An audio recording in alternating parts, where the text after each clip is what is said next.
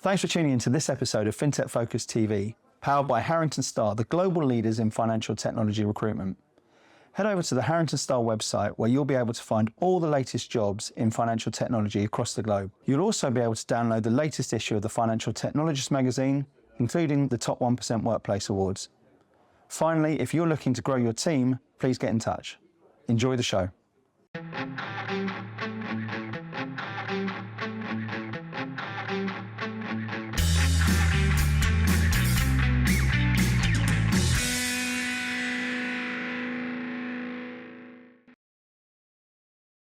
Hello and welcome to another episode on day 2 of FinTech Connect. I'm Toby and this is FinTech Focus TV. I'm absolutely delighted today to have Dan from Betoola over to see us. Dan, how are you? I'm fine, thank you. Thank you for having me over. Oh, it's an absolute pleasure. Listen, thanks for coming in and talking to us today. It's day 2 of FinTech Connect. Loads and loads of different conversations happening. This is a sector that's absolutely thriving at the moment. I'm sure you're going to get some great contacts and add some real value across the course of today. So you've been telling me a little bit off camera about Betoola now. Yeah. Exciting phase of the company, exciting what you're doing at the moment. Tell us a little bit about the story. Tell us about why you're existing, where you come from and what Betoola does. Okay, sure. So the story is quite simple. I was working in IT consulting for a big Italian bank, so I was in between 2 offices, essentially, doing the IT consulting and tech lead part. There was a payments office in the bank, which knew a lot about payments, but not much about the IT part. And it had several big suppliers, which were, knew a lot about IT, but not about the business. And the relationship was just horrible between them, essentially. Because the suppliers, they just sold the software to the bank for zero euros, and then they signed a maintenance contract for different millions of euros a year. So they had no interest. It's a classic model, business was, they had no interest whatsoever to improve the quality of the services they provide. They were constantly angry at each other because the bank wanted better service, and they were unable to deliver new services fast enough. And the supplier, they were the only one happy in that relationship because they were just instructing the rent without doing much of the work. And the employees at most parts were under big pressure because the bank wanted things done. The supplier was constantly screamed on and so on. So they involved me to try to repair this relationship between them and help them deliver several key features, like fastening up, doing several technological migrations, so to save up on the licensing costs, to deliver new features like instant payments. This is something that we did together with them. And after that experience, I succeeded at that place, but I thought it doesn't have to be like that. We can do much better than that. So I decided to create Betoola. And so I called my long-term friend and colleague Kirill, and I told him, okay, let's do it. I love the whole idea of that, because it's you said the words to me earlier, like, we can do this better. Yeah. And I think so many great businesses are formed out of that sort of concept of let's do this better. Let's have a look at an issue which people are feeling. And as you say, look, there's a lot of disgruntled stakeholders in what we're talking about, and it is a common theme, right? That is a common practice. And no one wins from that sort of place. So to actually sort of challenge this, disruption for me is about looking at points of friction across the process and creating opportunities there to go out and do things better. So you and your friend start this up. When was the kickoff? 2019. 2019, yeah. So you started a consulting business just before the world turns upside down as well. Yeah, exactly. Tell me how the journey's been over the last 3-4 years. We were originally remote from the start. Yeah. So. And we are still remote, of course, right now. So it was crazy. Well, first year was okay. Yeah. 2019 was a great year. Maybe it's the last one. It's all weird right now. But we evolved from there. It's a bit complicated to work with the big banks straight away. Yeah. So we pivoted more to the fintechs, but we are doing more of the same things. Essentially, we come in between the business and the IT stakeholders, and help them harmonize their relationship and deliver the product together. So we build them up like as a team, essentially. And what we usually do is, fintech startups that don't usually have like fixed business processes and fixed procedures. Yeah. So we talk with the business stakeholders to clarify those processes and then help their team deliver it. Or I know we can also help them scale the team as well. We have our internal team.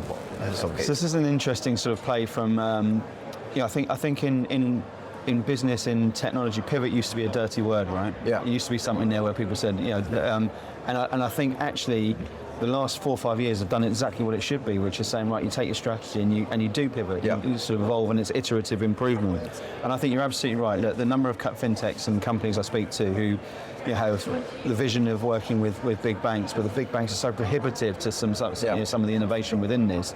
You adapt and you look at where the opportunities are, and it's the same problems that move it at more accessible areas. Yeah. And once you start to look at that, it can then scale accordingly and give yourselves the sort of viable product to then sort of take it forward and then move through that sort of process. So I think it's a really commendable sort of play that you've done and part of the journey. So you're there at the moment, you're working with the fintechs. Talk to me about where it heads and what the journey does and the sort of value that you can add to people as well. Yeah.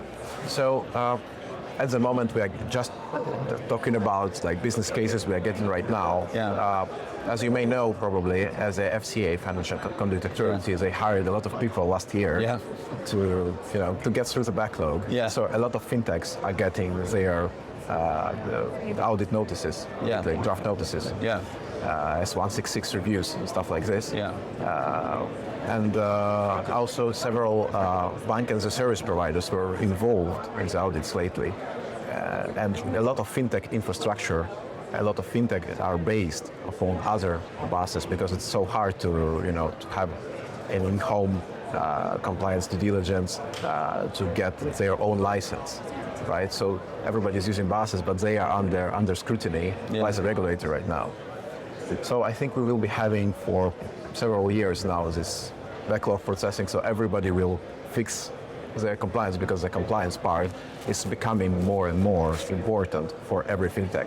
Because otherwise you will just you will be unable to operate. We've seen this sort of impact institutional clients already, right? And the scramble of people getting themselves ready for regulation at various different stages is always something there which people leave till the last minute for whatever reason. I mean, it's crazy, really, to figure that out. And I think actually, if you look at it in this space as well, you're seeing exactly the sort of same thing mirrored.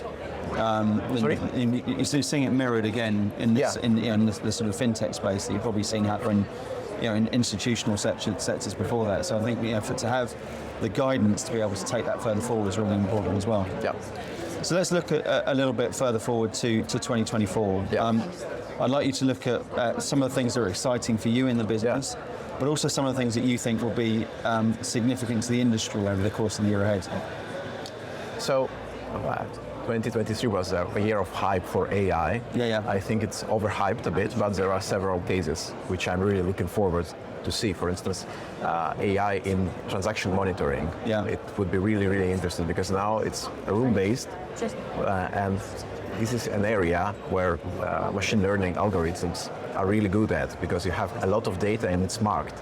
Now it's done by hand by the analysts. So you have if you have a lot of transactions in your fintech, you will have an army of TM analysts which are looking at the transactions.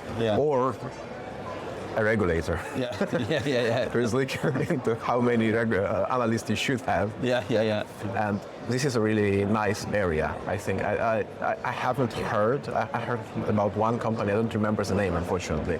For doing this, probably a lot of people are building it, but it's not yet available market-wide. So it will be a big improvement. It's an excitement. Besides that, I don't know. We will have a DORA Act. Coming, drafting next year. So another big disruption probably. More work to be done there as well. Okay. And what about for the company? What about for Betoola? For Betoola, we are for these 5 years. Essentially, we have always used networking to gather our new clients. And now we are going out. So this is our first conference. We are partaking in, and so a lot of exciting things happening. So I never had that many people come to our stand and just show interest right away. We had a lot of people.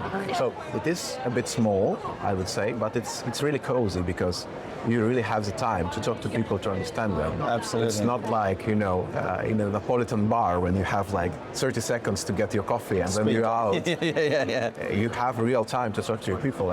So really, I really love that. Yeah.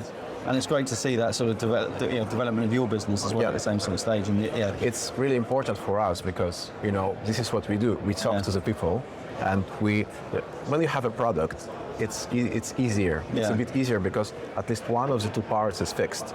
You know what you're selling. Well, hopefully. Then you just need to find the customer. With the consulting business, it's more complicated because for every customer, you are selling a different thing. You have to custom craft it every time. So you need time and relationship with the customer in order to deliver value to them. A lot of people doesn't do that, and they try to bundle up consulting as a product. And they just come up to you and LinkedIn and say, okay, we have this team. It can be very commoditized. We have this team which knows this big stack of technologies. Do you need them? But this is not what we do, at least, because I don't think we provide a lot of value. Most of the fintechs, they have their technical teams already in, and they're pretty happy about them. What they lack is somebody with both a technical and business background at the same time. You see, in a classic startup, you have the CEO, which covers the business, and CTO, which covers, the tech. But you need what we do. We provide both competences with the same team, within the same team. And we work with several startups and help them actually improve their business models as well as we were designing the tech, because the business might want one thing, but it might not be so easy to get it up technically. And we can find the compromise, knowing the tech, because we both me and my co-founder, we are coming from the tech background. We can tune the business in order to satisfy the business requirements and the tech requirements. So it's a perfect mix, isn't it? It works well. Hopefully. So if people are watching this and want to find out a little bit more and recognise some of the problems you're talking about and are frustrated with that, you can help give them the guide through all of that sort of thing, particularly with a regulatory framework. What's the best way for them to get in touch with you? They can just drop me a line on LinkedIn. Perfect. We'll tag you in when we release it, and I wish you the very, very best of luck with it. Thanks very much for coming and joining us today. Thanks. And thank you all for watching. We'll see you on the next episode of FinTech Focus TV. Thanks a lot.